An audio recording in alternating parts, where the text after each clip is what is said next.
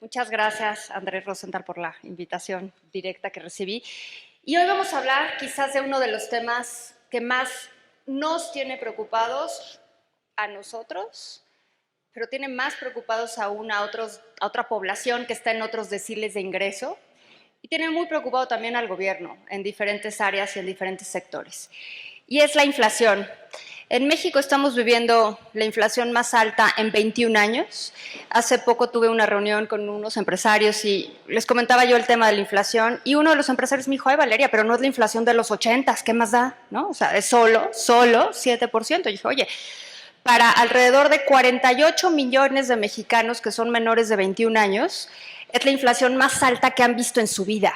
Entonces, cuando están acostumbrados los jóvenes a inflaciones, y acostumbrados por buenas decisiones de otro momento histórico, ¿no?, a tener inflaciones de 3 y 4 cuando era alta, y de repente ven una inflación de 7%, pues esa inflación sí es muy distinta y cambia las reglas del juego.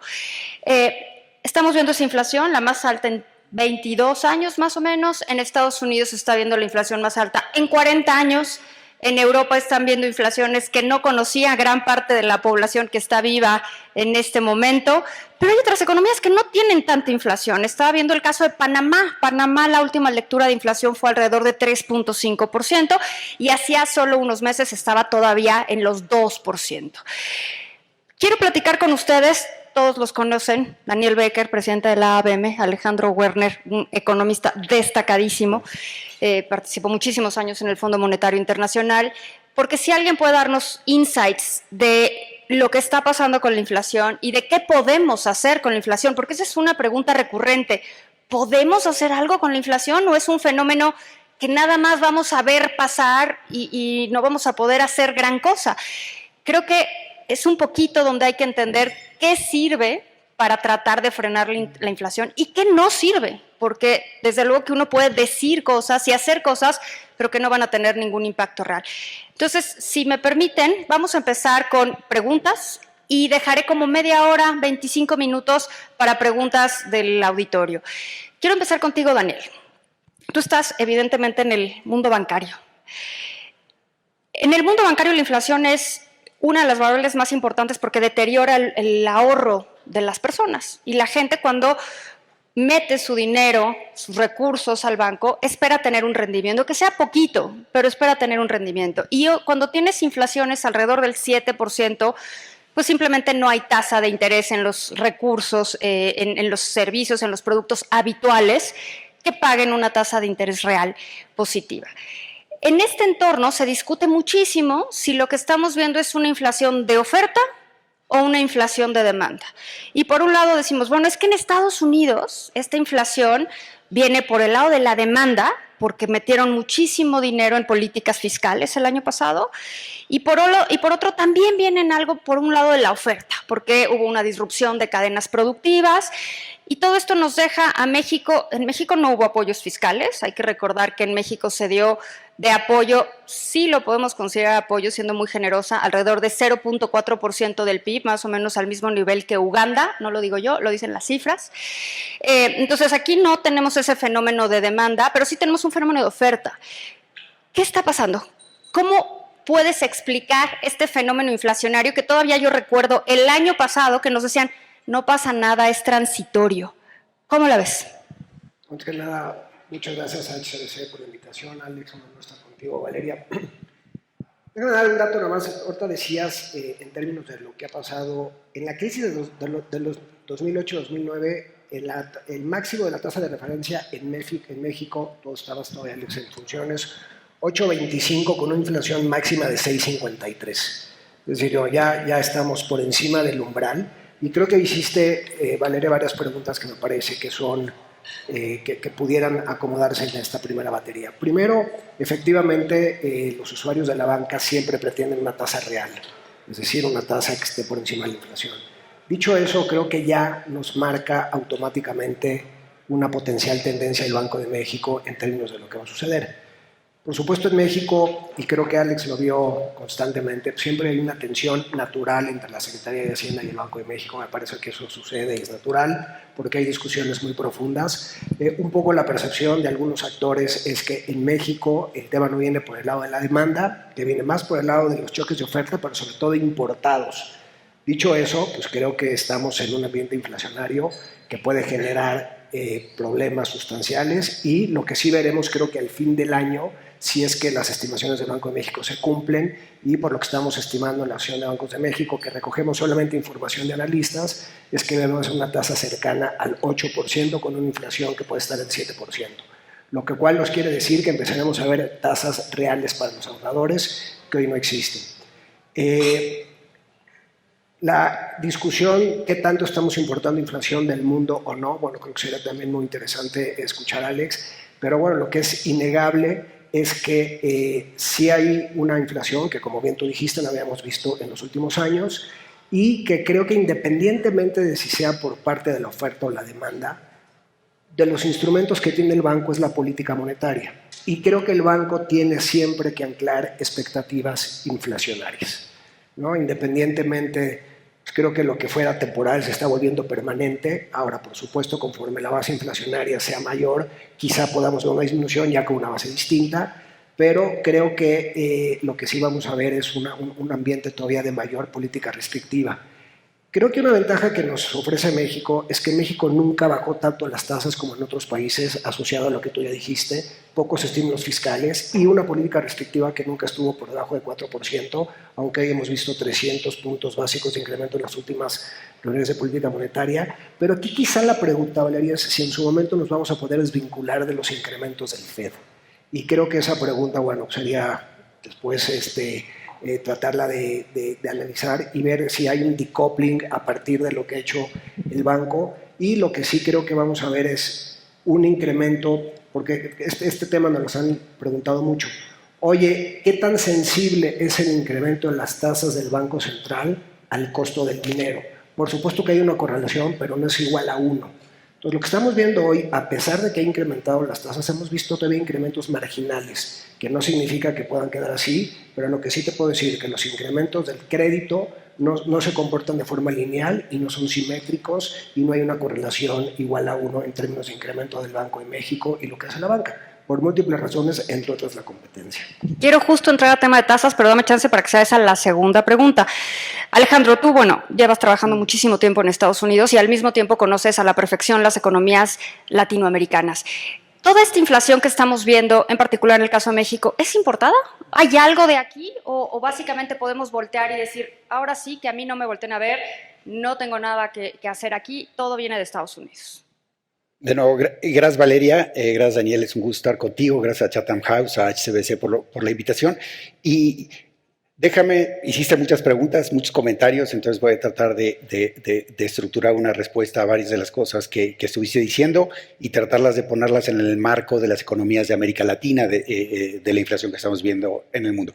Creo que el comentario que nos transmitías, que hicieron algunos empresarios, tiene un lado de verdad que es importante reconocer y tiene un lado que sí las implicaciones eran, como no tenemos nada que ver y es muy diferente, tampoco hay que preocuparnos mucho, es equivocado, ¿no? Desde el punto de vista de las causas de la inflación en México y en muchas de las economías de América Latina, pues estas causas son principalmente choques de oferta y es una inflación importada. Ahora, tradicionalmente, pero sigue siendo la inflación más alta de los últimos 20 años, la inflación más alta en Estados Unidos de los últimos 40, etcétera, etcétera.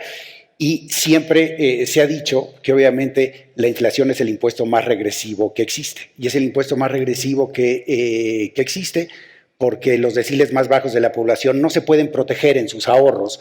O sea, un poco lo que mencionaba Daniel, no tienen acceso a los mejores vehículos de ahorro que ajustan sus tasas con los aumentos inflacionarios.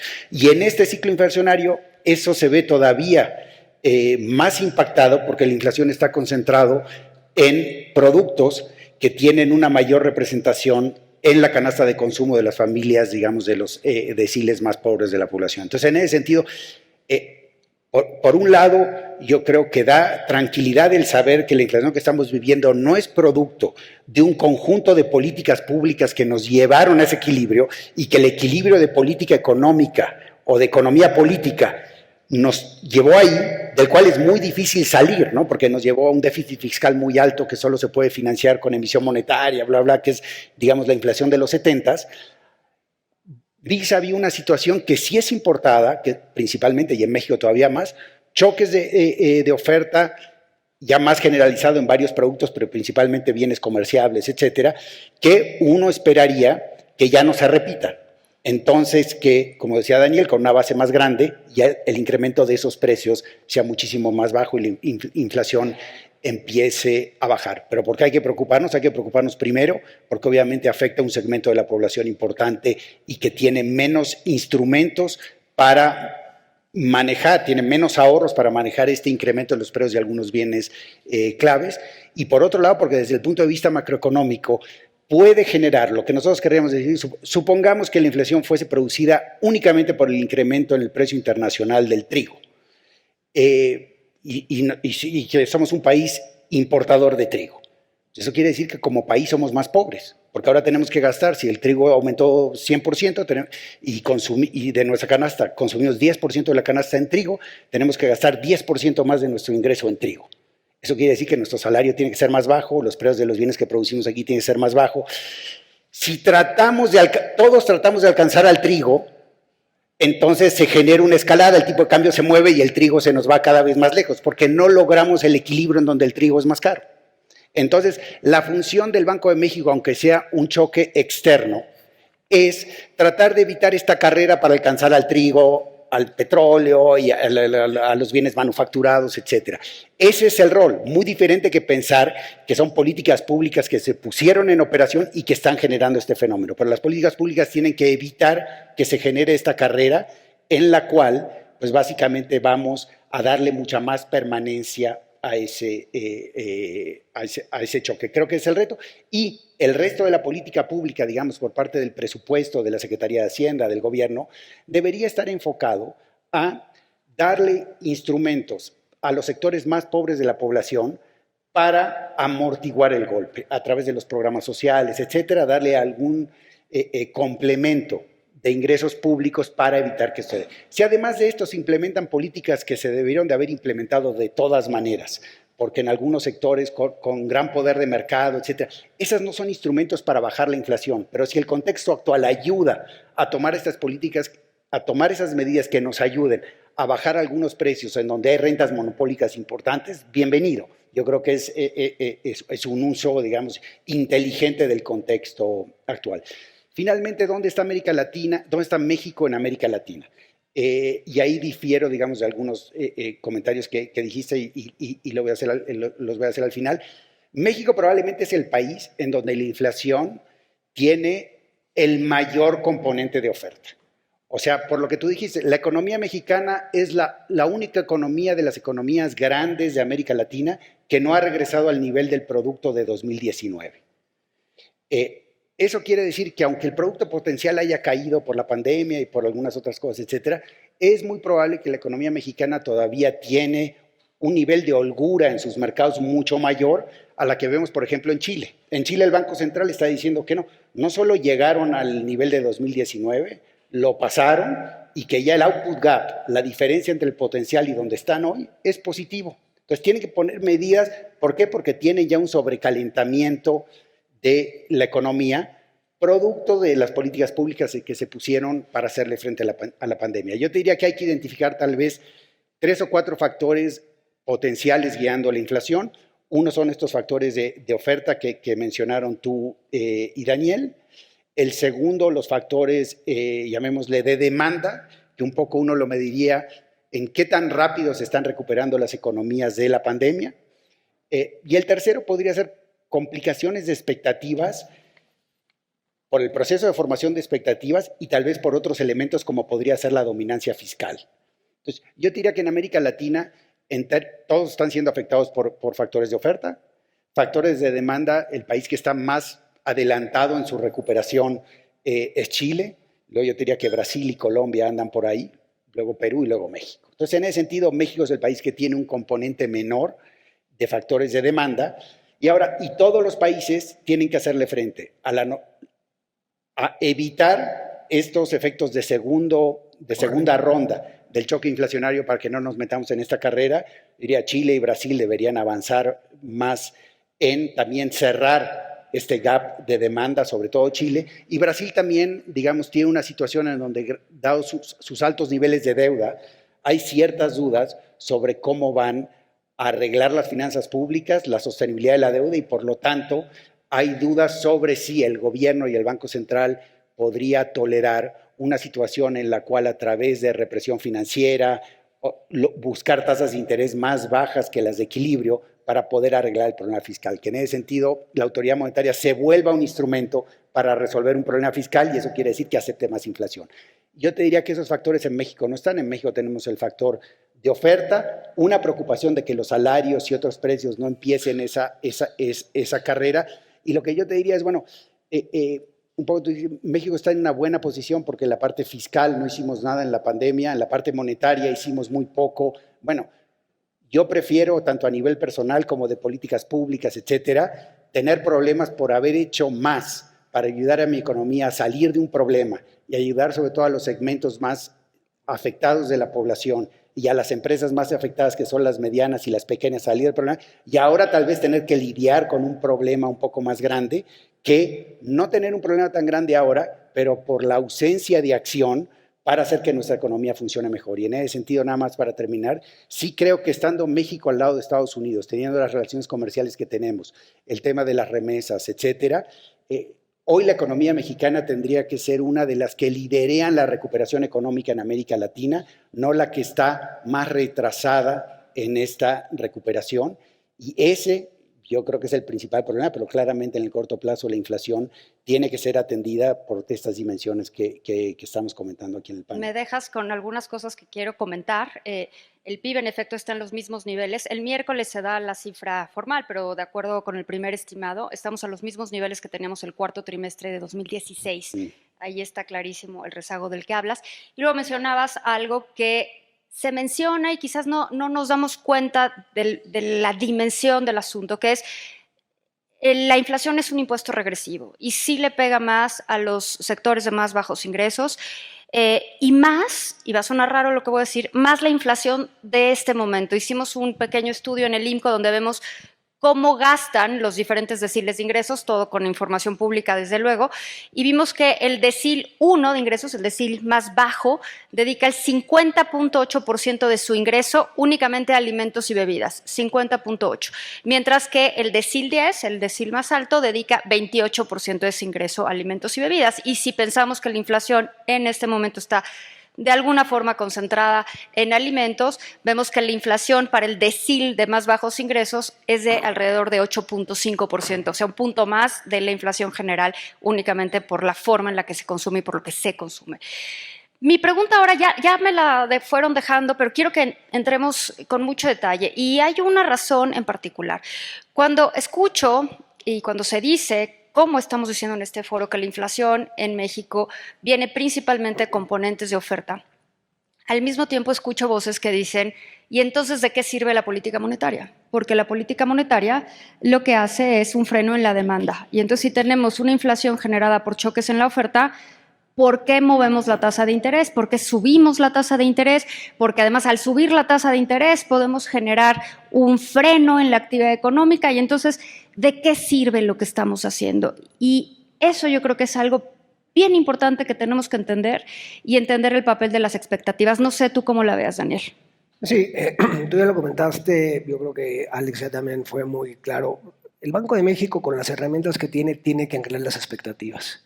Y tenemos que saber que el banco está por encima de la curva. Ya decía Alejandro algo que me parece bastante significativo. Leía a Larry Summers ayer, está proponiendo que el objetivo de inflación del Fed, en lugar de ser 2%, subirlo al 4%, en este ambiente donde ya parecería que tardaremos mucho más tiempo en recuperar en las cadenas de valor, todos los choques de oferta que ya se comentaron. Pero me parece que en la medida en la que tengamos un banco que esté... lo viviste tú en Acapulco, ¿no? recordarán que el presidente hizo favor de anunciar la decisión de política monetaria en Acapulco, a lo que también se disculpó. Pero me parece que el Banco de México en ese sentido está haciendo su trabajo de forma adecuada. Y tienes un tema, yo lo que oigo en muchas críticas, así como tú te sientes con algunos empresarios, yo también, oye, es que lo que quiere el Banco de México es sostener el tipo de cambio, que por cierto, oye, un tipo de cambio en 19.80. Esa es mi tercera pregunta, Daniel. Esa es mi tercera pregunta. No me la quemes, por favor. Bueno, simplemente decir que no ha habido un pass-through inflacionario todavía por el tipo de cambio para las importaciones y que creo que es relevante. Ahora, no creo yo personalmente que el objetivo del Banco de México sea mantener un tipo de cambio estable. Sí, como consecuencia de anclar las expectativas inflacionarias hacia adelante. Además, a partir de una demanda rezagada, el tipo de cambio se ha comportado de forma adecuada, me parece que es una consecuencia de una acción que tiene el banco que tomar a partir de sus herramientas. Y simplemente para completar lo que ya dijo Alex, y tú lo comentaste al principio, tomamos una decisión fiscal de apoyar poco a las pequeñas y medianas empresas en nuestro país, en realidad marginal. Ahora, creo que hay espacio fiscal y creo que esta conversación la he tenido con la Secretaría de Hacienda, pues ellos ven mucho más generar actividad económica a partir de la oferta que de la demanda, ¿no? Lo ven más de ese lado. Pero ¿se puede hacer eso en el corto plazo? O sea, porque la inflación la tenemos ahorita y la tenemos a toro pasado. Cuando hablas de cambiar los procesos productivos, son hacia adelante. No, por supuesto que no, pero yo creo que lo que hoy sí se está haciendo y se está tratando de atajar, como tú ya comentaste, Valeria, hoy en realidad la importación de inflación está muy asociado al tema de alimentos y energéticos. Y hay esta crítica de si estos 24 productos, tú lo acabas de decir, el decil más desafortunado de este país consume más del 50% de su ingreso en la canasta de alimentos. Oye, ¿este pacto que se intenta hacer tiene una intención de controlar precios? No, en realidad es una intención que está haciendo el gobierno para transferir. Y otra cosa que también dijo Alex, ha habido a partir de este espacio fiscal, ha habido, bueno, el hecho de que la gasolina hoy esté altamente subsidiada, pues es una transferencia de recursos para aquellos que tienen que tener transporte y que está vinculado al costo de los alimentos y el transporte. Entonces ya estamos viendo que el gobierno de México, con el espacio fiscal que tiene, Valeria, ya está haciendo acciones para transferir recursos fiscales a ayudar a los deciles más bajos. Oye, que dentro de eso pues apoyas a los deciles. Sí, no, digamos, no creo que estas soluciones sean granulares absolutamente, pero me parece que están yendo en el sentido correcto. Mencionabas, Alejandro, políticas de apoyo que básicamente entendemos como desde la perspectiva fiscal, políticas de transferencias. ¿Cómo combinas eso con la parte monetaria? ¿Cómo hacemos ese combo entre lo que se presenta en el pacto, el PASIC, o políticas más contundentes para beneficiar quizás a los deciles de menores ingresos? ¿Y qué haces con la política monetaria? Ok, tres cosas. Digamos que en el escenario del libro de texto, que hoy en día nos dicen que no leamos, ¿no? Pero bueno, empecemos con ese como un workhorse y luego lo deshacemos y nos vamos moviendo hacia la realidad. Uno lo que pensaría es que la inflación y los ajustes en los precios relativos se den como se tengan que dar, así la oferta reacciona. Los productores tienen mayores incentivos a producir más, etcétera, etcétera. Los consumidores a consumir menos de los productos cuyos precios están subiendo. El Banco de México se enfoca a que no se den estos efectos de segundo orden, de segunda vuelta, y el gobierno básicamente se enfoca a ayudar al 30-40% de la población más pobre, básicamente diseñando un programa de apoyos que no esté vinculado con el consumo de esos bienes, pero sí que les compense de alguna manera lo que están perdiendo por el aumento de la canasta básica. Como calcular más o menos cuánto aumentaría esta canasta de los deciles que tú calculaste en el INCO y decir, bueno, en promedio le deberíamos trasladar recursos para que el 70% de este choque pueda ser manejado por estas familias por diferentes vías, como pueden ser los programas sociales, etcétera. Esa es una pregunta. En ese sentido, el programa diseñado por el gobierno se queda un poco a la mitad. Digamos, la parte de gasolinas es altamente regresiva. en el sentido que un porcentaje muy, muy alto del subsidio a las gasolinas lo capturan el 10%, 20% de las familias más ricas de este país. O sea, básicamente subsidiarle la gasolina al punto uno de las familias más ricas de este país y además al coche que va atrás de su coche, no es la mejor política social. Entonces yo creo que hay mejores maneras de diseñar esa política para hacerle llegar más recursos a las familias más necesitadas. Y bueno, ahora, probablemente el instrumento vía tasas de interés para contener estos efectos de segundo orden, etcétera, es imperfecto. Y en ese sentido, tal vez algunos apoyos heterodoxos que tocan algunos precios, como podría ser suavizar el precio de la gasolina para que no veamos estos grandes números, sino que se genere esa psicosis, puede tener sentido en un paquete integral como un apoyo a, digamos, limitar la revisión de expectativas ante aumentos muy importantes en la tasa de inflación. Entonces, en ese sentido, yo creo que la combinación que hemos visto en México está en la dirección donde uno diseñaría estos paquetes. Probablemente otro grupo de personas lo diseñaría de manera diferente. También hay que ser honestos. Muchos presidentes subsidiaron las gasolinas por las preocupaciones, digamos, de detonar problemas políticos y subsidian en todos lados. Hoy en Europa vemos movimientos a desviarse de los precios de mercados en el sector energía. Entonces, en ese sentido, esa intuición hacia la política, de saltar directamente a esas cosas, a veces desde estos asientos somos muy rápidos en criticar, pero cuando estamos en el otro lado, bien que usamos esos instrumentos. En general, bien. Finalmente, yo lo único que diría, y a lo que hacía alusión Daniel, sobre las tasas de interés del Banco de México, yo creo que el Banco de México estuvo bien en aumentar tasas de interés.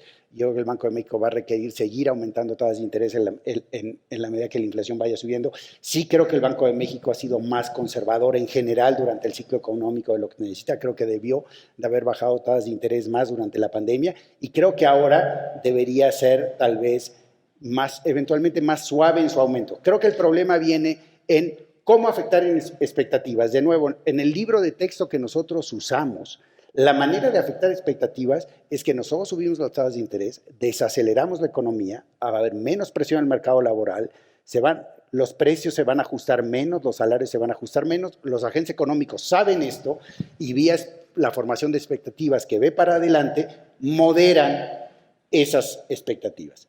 También muy probablemente hay un componente psicológico de formación de expectativas. No todo es como los modelos que estudiamos en la escuela. Y en ese sentido, la comunicación es muy importante. Y creo que ahí es donde el Banco de México está ausente. El Banco de México no está explicando bien este fenómeno inflacionario. Nomás dicen, como suben las expectativas, tengo que subir tasas. Y la gente dice, bueno, tú subes tasas, ¿y por qué bajan las expectativas si la inflación sigue subiendo? Hay una labor de comunicación que el Banco de México venía haciendo por décadas y mejorando, que yo creo que se ha perdido en los últimos años y que ahora más que nunca se necesitaría. Y en la medida que el Banco de México sea mejor en esta labor de comunicación, las expectativas deberían revisarse menos y por lo tanto debería haber más espacio para no actuar tanto con tasas de interés. Finalmente, yo creo que claramente el hecho que México vaya a tener la misma tasa de terminal que esperan hoy los mercados de 8.75, lo que sea, que Colombia, que va a terminar con una PUGAP mucho más grande, que tiene un riesgo país más grande que nosotros y que su tipo de cambio se ha depreciado, sí nos muestra que creo que estamos haciendo un poco de más, una tasa similar a la tasa terminal que puede tener Chile, que tiene, digamos, que probablemente es el experimento keynesiano más grande que hemos visto en mercados emergentes de la historia. Entonces, como que parece que aquí estamos haciendo mucho con la política monetaria y tal vez con una estrategia diferente podríamos hacer un poco menos. Pero estas discusiones son de 8.75 contra 7.75. El problema está en otro lado, ¿no? Pero sí creo que el banco tendría que explicar mucho mejor, tendría que ser mucho más, tendría que tener una política de comunicación mucho más clara y en eso le podría dar cierto espacio a modular sus aumentos en tasas y probablemente a que el tipo de cambio también nos ayude a que la recuperación de la economía sea un poco más rápida. Me dejas nada más sobre lo que dice Alex y estoy totalmente de acuerdo. Hay nada más una cosa que Y coincido enormemente con que una de las herramientas que tiene el banco es la comunicación. Dicho de sea paso, hoy, bueno, por lo menos ya podemos saber con claridad cuáles de los subgobernadores y quién tomó y qué decisión tomaron. Sin embargo, creo que ha faltado, ¿no?, con esta nueva gobernadora que está en... Ahora, fíjate, dicho eso, Alex, lo que sí hemos visto es que por lo menos la curva se ha normalizado, ¿no? Antes veíamos una curva invertida en México y una curva invertida en los Estados Unidos. Históricamente, la historia nos dice que cuando la curva está invertida, significa que hay una alta probabilidad de recesión. Creo que hoy, a pesar de que han habido incrementos en nuestro país importantes y en Estados Unidos, seguramente, ¿no?, ya lo anunció el presidente del Fed, van a empezar a aumentar de 50 a 50 hasta acabar el año, por lo menos ya vemos una curva más normalizada. Y me parece que eso, desde el punto de vista del sector financiero, de los mercados y de los agentes, es importante no ver una curva invertida. Valeria, nomás un tema. ¿No? Sí, adelante. Transparencia y comunicación son dos cosas diferentes. Yo estoy de acuerdo contigo que el Banco de México y que ya sabemos quién votó cómo. Sí. Pero también es responsabilidad de la autoridad monetaria de comunicar y explicarnos cómo todas esas diferencias de opinión que vemos se traducen en un escenario de probabilidades para la inflación y la economía, y dentro de ese escenario de probabilidades, cómo actuará en el futuro el banco. Ahí es donde creo que falta una narrativa mucho más clara, pero tienes razón, yo creo que es bueno el movimiento que hemos visto a una autoridad monetaria mucho más transparente. Ahora vamos a uno de los temas que tocaste, Daniel, que es el decoupling, ¿no? Separarnos de la política monetaria de Estados Unidos, de la Reserva Federal. México empezó a subir tasas en junio, cuando empezamos a tener algunos símbolos, unos signos ya de inflación alta, se paró esa disminución de tasas, regresamos a la subida en junio del año pasado y la Reserva Federal obviamente acaba de empezarlo a hacer, es mucho más reciente, claro, la forma en la que hizo, el tamaño del balance es completamente distinto. Sin embargo, cuando hablamos de tasas de interés y cuando hablamos de inflación, por momentos pensamos que el tipo de cambio es una variable separada. Es una variable que se cocina aparte y entonces está relacionada con el comercio y está relacionada con las remesas, pero en realidad, pues ustedes saben mejor que nadie y muchos de los que están aquí que están muy vinculadas estas tres variables. Mi pregunta es, ¿nos podemos desvincular de los movimientos de la Reserva Federal si queremos mantener cierto spread en la tasa de interés real? Mira, porque hay subgobernadores que dicen que sí, que nosotros, que de hecho ya nos desvinculamos, que empezamos a subir en junio y que pues no tenemos por qué seguir lo que haga la Reserva. El problema que dice Alex es absolutamente cierto, porque la comunicación para el de a pie de Banco de México no ha sido con la potencia que se hacía anteriormente. Sin embargo, si tú le... Pégate el micrófono ahí con el diurex. Creo que si no te me lo pongo. Sin embargo, Valeria, yo creo que los que tenemos tiempo de leer las minutas que emite el banco o las expectativas que tiene el banco, lo que sí has visto es que hay gobernadores y subgobernadores, más bien, que ya hablan de la posibilidad de desacoplarse del incremento de tasas en los Estados Unidos. Y me parece que a lo mejor es un buen deseo. También hay que reconocer que cada vez que Estados Unidos, lo platicábamos aquí en una comida hace algunos días, cada vez que Estados Unidos en sus últimas 11 veces ha normalizado la tasa, hemos visto un país emergente pasarla difícil. Y creo que en ese sentido, y Alex nos podrá también complementar esto, creo que estamos mucho mejor equipados que antes para poder manejar un choque de precios o un choque del exterior. Un ratio deuda GDP del 51%. Ahora, si eso nos va a permitir desacoplarnos de un incremento acelerado en los Estados Unidos, habría que ver, Valeria, porque creo que uno de los primeros elementos, y que ya hemos visto en México, cuando hay un incremento de tasa en los Estados Unidos, lo primero que vemos es un cambio de flujo de capitales. Y ese cambio de flujo de capitales se ve reflejado inmediatamente en la tasa de interés. Dicho eso, en México ha habido una importante salida de capitales. Y una de las cosas que quizá, si nos da tiempo, es ¿qué ha pasado con la estructura de ahorro en nuestro país? Que nos ha permitido que, a pesar de esta sustitución de extranjeros en la curva de CETES y bonos EMA en nuestro país, a pesar de la importante ya salida de capitales que los mercados anticipan esto, el tipo de cambio se ha comportado de una forma tan sólida. Y eso creo que nos lleva a la conclusión que, a pesar de que, como bien dice Alex, México debería de liderar el crecimiento de la región por sus propias capacidades, creo que hoy lo que estamos viendo también es una estructura de ahorro en nuestro país mucho más potente. Les platico brevemente, teníamos una conversación hace poco con los reguladores y decían, oye, es que ¿por qué los bancos en sus balances se están llenando de títulos del gobierno federal?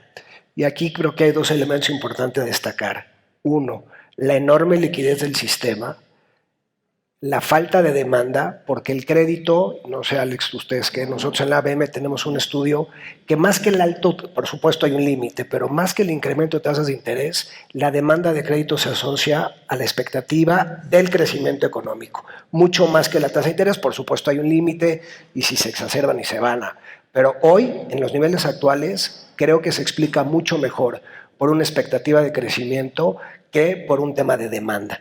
Ahora, ¿qué vemos? Un sistema financiero sumamente líquido, que esa liquidez se ha convertido en una sustitución, en parte explica eso, que el tipo de cambio no haya tenido un overshoot a la estructura de ahorro interno en nuestro país. Y creo que eso nos permite ponernos en unas condiciones muy adecuadas. Si nos vamos a poder desacoplar o no, me parece que es demasiado pronto decirlo.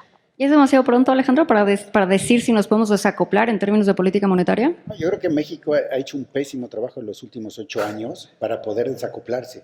Todo el objetivo de poner un esquema de objetivos de inflación es para desacoplarse cuando es básicamente para guiar la política monetaria y que el tipo de cambio se mueva en reacción a esos movimientos de política monetaria a los objetivos de nuestra economía real, no a los objetivos de un mercado financiero. Yo creo que México lo puede hacer. Nuestra economía es súper estable, financieramente muy robusta, y creo que México no es Canadá, pero podría moverse un poco más a lo que hace Canadá. Y Canadá claramente no sigue al FED. Canadá, cuando se cae el precio del petróleo, cuando el precio del petróleo se cayó en el 2015, etcétera, bajó las tasas de interés muy rápidamente y luego ahorita las está empezando a subir antes que el FED. Entonces, nosotros no somos Canadá, no quiero simplificar las cosas, pero un poco podríamos movernos de manera un poco más independiente de lo que ha hecho. Yo creo que para observadores de Banco Central de muchos países emergentes, el caso de por qué el Banco de México está tan vinculado a la tasa de interés del FED, sí es una discusión que en los círculos de banqueros centrales se sigue y que esperarían que poco a poco se vaya desvinculando. Por otro lado, hoy México tiene el diferencial de tasas versus el FED más alto de los últimos 12 años, cuando en ciclos económicos estamos con una de las desventajas históricas más grandes. Estados Unidos tiene uno de los output gaps más grandes o va a tener de los últimos años y nosotros tenemos un output gap negativo importante. Entonces, por todos esos lados sí sería bueno que México busque. Yo creo que no es el momento, la verdad, con una junta de gobierno nueva que no ha hecho una inversión en comunicación como la que se debió de haber hecho para tratar, o sea, sería un ejercicio mucho más complejo que tratar de aterrizar un avión en el Aeropuerto Internacional de la Ciudad de México hoy en día, y yo no recomendaría... En Tolvanera, lloviendo. Exacto, yo no intentaría que se haga en estos momentos, ya es tarde. Yo creo que ahora ser prudentes y pecar del lado de ser más ortodoxos para no generar dudas es lo adecuado y es un poco lo que el Banco de México parece que va a hacer, pero sí creo que también hay que tomar lecciones para que el Banco de México tenga una política un poco más proactiva en apoyar a la economía real y menos obsesionada con controlar estos flujos de capitales, que en el fondo, si llevamos este argumento al extremo, uno podría decir, bueno, ¿y por qué no ponemos controles de capitales? Y ya está, para estos y ya está, nos vamos al fijo y ya. Yo no quiero poner controles de capitales y no creo... porque creo que lo podemos hacer. Creo que México puede tener mayor volatilidad en el tipo de cambio y puede tener unas tasas de interés que estén más enfocadas en el ciclo económico doméstico. Pero sí requiere un trabajo, una inversión, y no creo que hoy sea el momento. No creo que sea el momento. Vamos a empezar con las preguntas. Hay una pregunta aquí que tiene una connotación menos técnica, por decirlo de alguna manera. Se habla mucho de las tensiones sociales que pueden generarse a partir de incrementos en la inflación y de las amenazas a la seguridad alimentaria. ¿Cuál es la perspectiva para México en este respecto? ¿Quién se anima? Alex. Seguridad alimentaria, tensiones sociales. Mira, yo creo que todos hemos visto cómo muchos movimientos sociales de las últimas 2 décadas han comenzado en periodos de picos en los precios de los alimentos. Lo vemos en la sensibilidad, digamos, que presentan todos los sistemas políticos ante estos aumentos. Alimentos y energéticos, yo agregaría. Sí, exacto. Entonces, pues yo creo que es correcto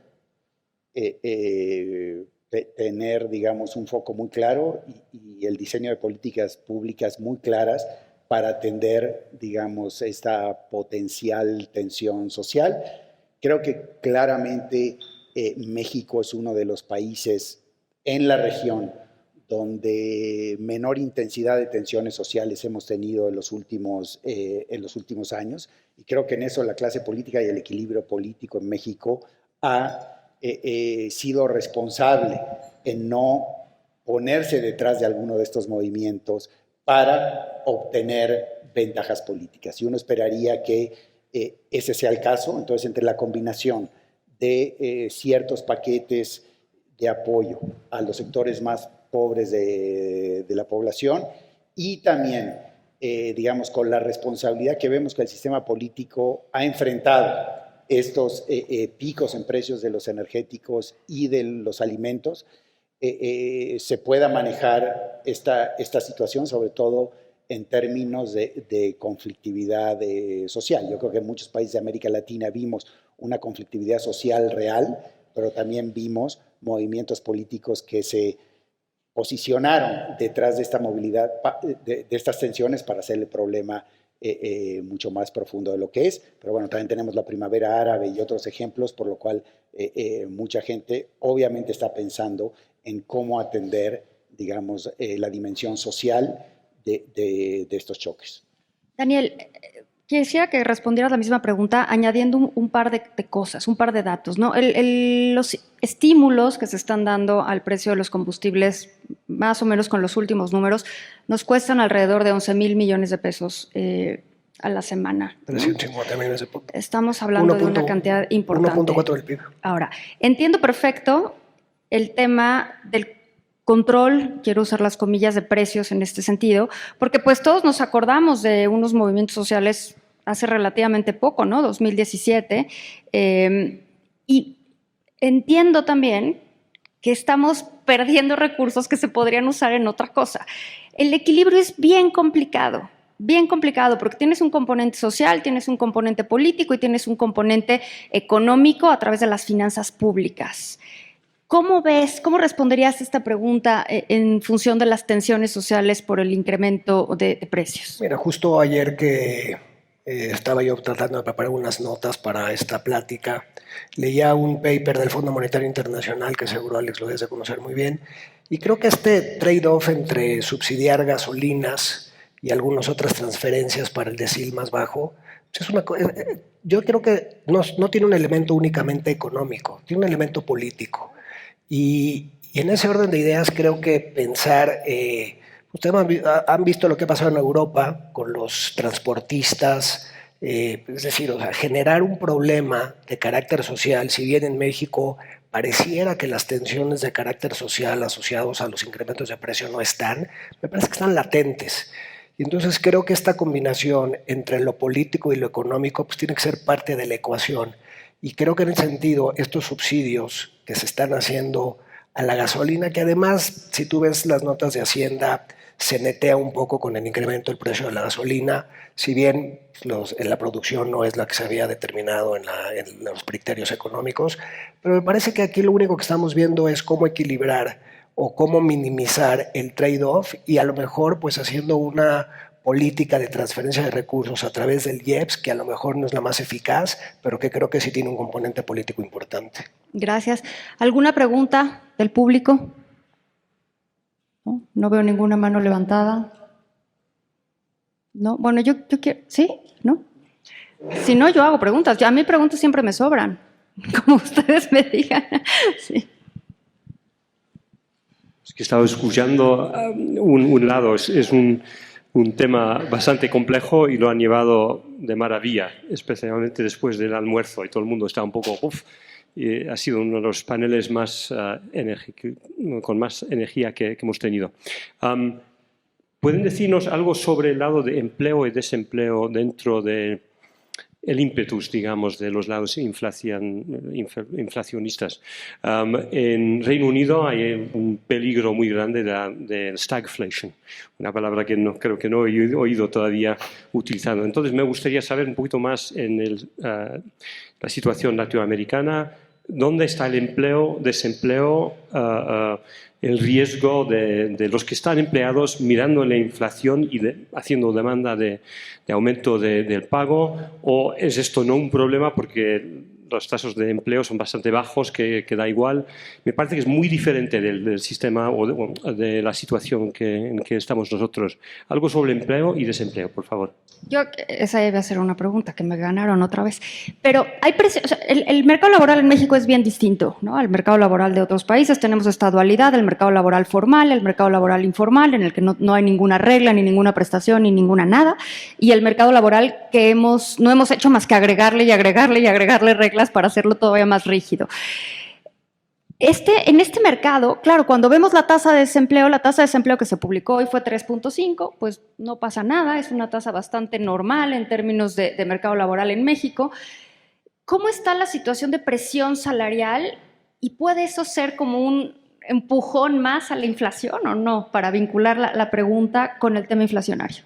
Mira, sí se ven aumentos salariales en México que preocupan, ¿no? De repente, que no son reflejo de las condiciones económicas que uno está viendo, pero obviamente uno se enfoca en la parte formal de la economía y luego las contrataciones que uno está monitoreando vienen de los sectores más dinámicos de la economía, que obviamente lo estamos viendo en el sector manufacturero, en el norte del país. Digo, centro cuando uno y norte. viaje por el centro norte, anecdóticamente recoge todos estos comentarios de un mercado laboral y un mercado de factores, almacenaje, etcétera, bastante apretado, y en el resto del país sí vemos condiciones mucho más laxas, y de ahí un poco la reacción de la autoridad monetaria, etcétera. Yo creo que tiene, digamos, que incorporarse este factor. Creo, como decías, Valeria, claramente la recuperación post-COVID en el mercado laboral es mucho más dinámica de la que vimos, aún con los problemas de nuestro mercado laboral, después de la crisis financiera global, donde se tardó bastante en llegar a estos niveles más bajos de tasa de desempleo. Ahorita sí lo estamos viendo de manera más rápida, pero sí se ven los números fragilidad en el nuevo empleo. O sea, si uno ve la recuperación del empleo formal versus informal y la misma recuperación del empleo formal, aquellos trabajadores. Yo este número no lo he seguido, digamos, mes a mes durante la recuperación post-pandemia, pero en el año 2020, si uno veía un trabajador formal, 2021, que había perdido su trabajo en los primeros 6 meses de la crisis de la pandemia y luego recuperaba un trabajo formal en 2021, tenía una caída de ingresos como del 8%. Entonces, eso probablemente se mantuvo. Entonces, sigue siendo un mercado laboral muy diferente al que estamos viendo en Estados Unidos, donde realmente hay una competencia mucho más fuerte entre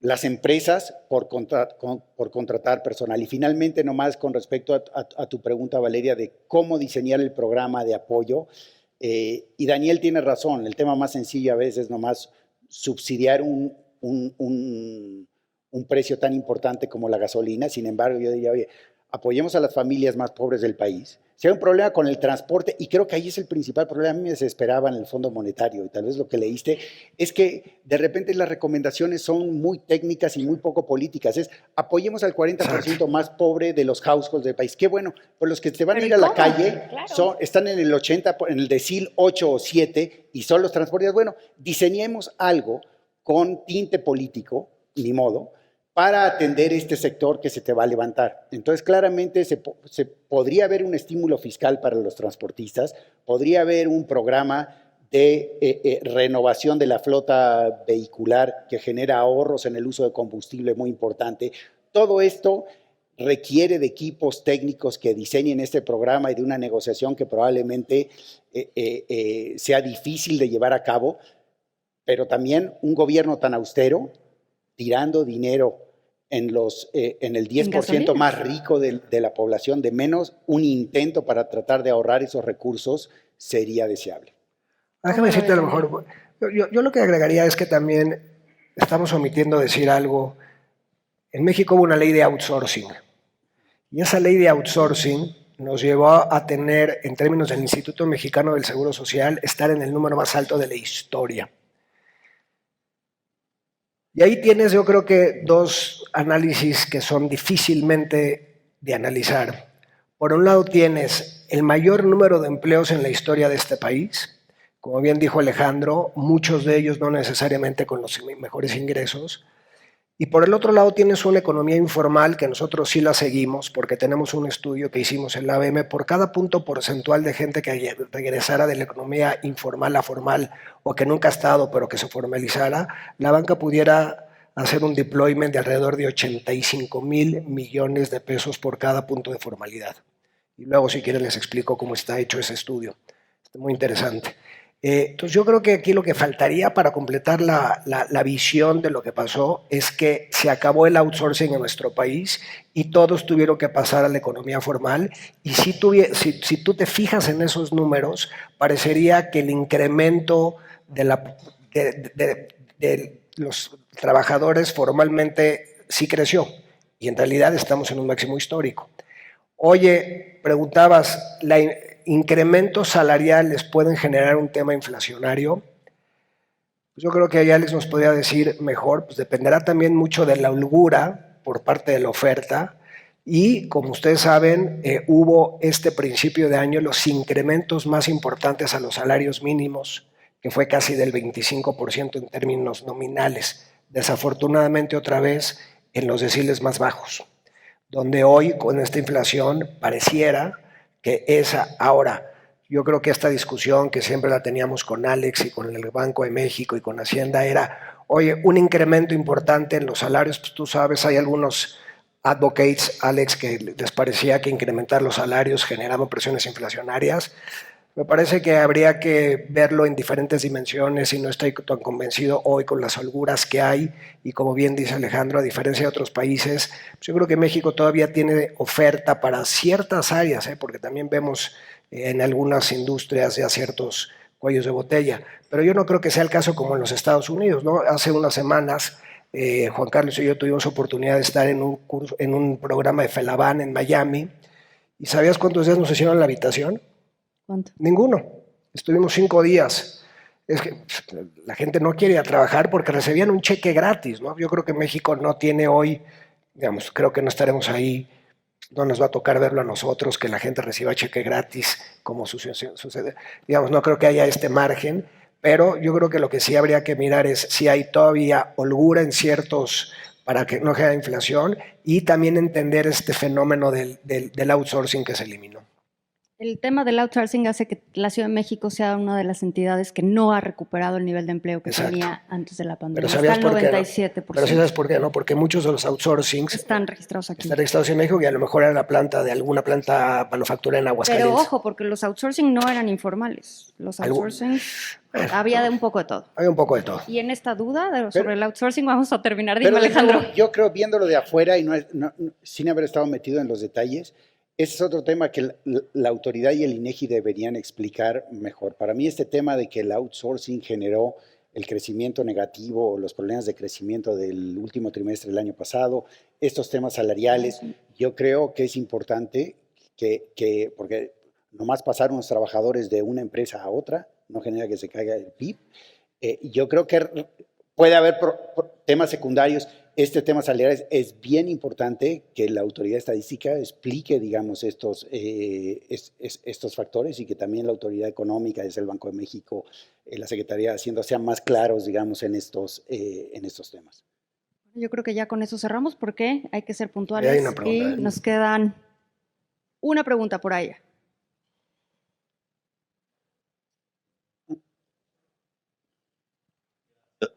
Gracias. Roberto Dondich, Stimson Center y Comexi.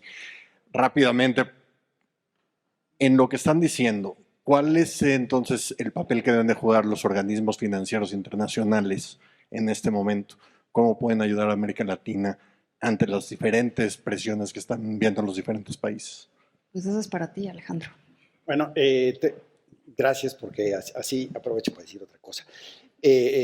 Primero, sí creo, digamos, con respecto a México y América Latina, creo que los organismos financieros internacionales tienen que estar dispuestos a movilizar su capacidad financiera para ayudar a América Latina de los mercados emergentes en este entorno macroeconómico que puede ser muy complejo.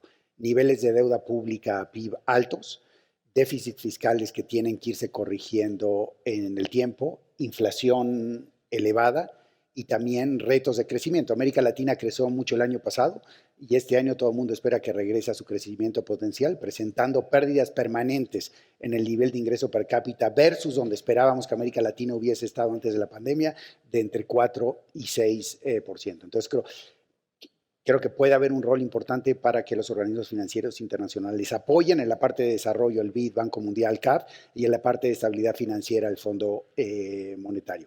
Creo que es un poco paradójico que Estados Unidos, por un lado, esté planteando un pivote, y esto es más para los expertos en política exterior, en su relación con varios países emergentes, etcétera, para contener presiones que pueden provenir de China, etcétera, y por otro lado, no entienda la necesidad de volverse más ágil en el uso de los instrumentos que existen, como puede ser la capitalización del Banco Interamericano de Desarrollo, etcétera, para que haya una movilización de recursos más importante. Y finalmente, yo creo que un tema de riesgo muy importante es, yo creo que el ciclo, a veces estamos discutiendo si el Banco de México va a tener que seguir al FED o no, probablemente el FED va a terminar sorprendiendo a los mercados con aumento de tasas más allá de lo que hoy está incorporado en la curva de rendimiento, dado los problemas inflacionarios que estamos viendo y las diferentes fuentes que estamos viendo. Segundo, algunos choques inflacionarios también pueden provenir de una situación estratégica de Rusia o China en la medida que se acerque la elección en Estados Unidos, y eso sí puede generar una ronda de salida de capitales, como lo mencionaba Daniel. Y tercero, la posibilidad de una recesión en Estados Unidos. Yo creo que con el incremento en el precio de las hipotecas, la caída en los mercados de valores, eventualmente la caída en el precio de las propiedades y toda esta incertidumbre, muy difícil, y perdón por volver a la misma analogía, aterrizar este avión de manera suave en Estados Unidos, sin que se genere una recesión suave también, pero muy difícil que el FED pueda volverse a poner delante de la curva y lograr este aterrizaje, cuando realmente todas las brújulas que tiene, ninguna de ellas fue estimada en un periodo de pandemia y de guerra. Entonces tenemos un herramental macroeconómico que podemos usar, pero realmente sus parámetros y su distribución estadística proviene de 20 años de una situación macroeconómica muy diferente de calibrar distinto los instrumentos, ¿no? Daniel, ¿alguna reflexión para cerrar? Pues sí, yo creo que, como bien ya lo dijo Alex, yo creo que México está destinado a ser el líder que encabeza el crecimiento de América Latina. Creo que las capacidades y el espacio fiscal que tiene México lo pueden ayudar. Creo que va a ser muy importante entender si para efecto de nuestro máximo potencial todos aquellos oligopolios en México o monopolios que no han generado las mejores condiciones para crear elementos de competencia, ¿qué se puede hacer al respecto? Estoy seguro que en el mediano plazo eso no se va a resolver, pero estoy convencido que está en la agenda y creo que si en ese sentido se mandan las señales correctas, que se va a hacer todo lo posible porque aquellos segmentos estratégicos que están con oligopolios o monopolios y no han permitido mejores elementos de crecimiento, creo que está en la agenda. Y tercero, yo creo que lo que ha hecho Banxico ha sido lo correcto, estar adelante de la curva. Sin embargo, me parece que Alex nos acaba de dar una lección en términos de comunicarle no solo a los agentes financieros que tenemos más acceso, sino al país en su conjunto y a los agentes externos que toman una posición en nuestro país. Y yo simplemente, para concluir, estoy convencido que México está destinado a ser un gran país. Yo creo que ya somos. Muchísimas gracias, Alejandro. Muchísimas gracias, Daniel. Gracias a todos. Muchísimas gracias. Gracias, Chatham House. HSBC.